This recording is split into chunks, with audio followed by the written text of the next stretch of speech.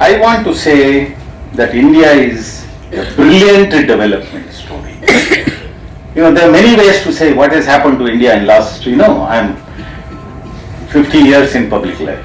So what has happened to India? What was India before and what is India today? It's a brilliant development story. It didn't start 10 years ago. It started long ago. And there are many different processes through which India is growing. So that story has to be experienced. We are all experiencing it, and we have to tell this story for our future generation. That means we need to record it more accurately. That means you need data. That is where I come in. I am trained in data collection and interpretation of that data, and then use that data for policy. Now, given that advantage, I have a small item here. See, in India, you have to just do comparing then and now in your neighborhood.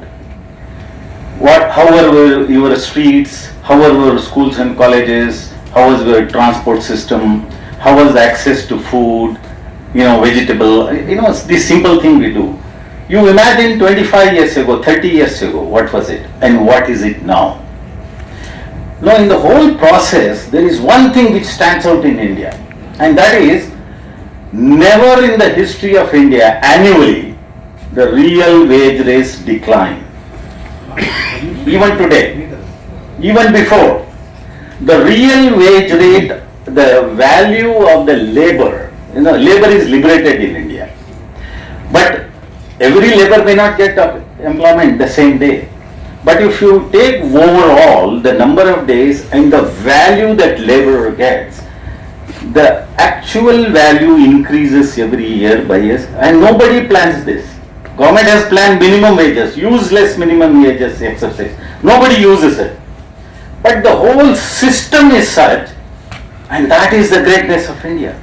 The labor also gets a reward on a daily or monthly or basis. So that is the story of India. So that means not many countries can establish that the real wages have sustained and there is a secular increase over time.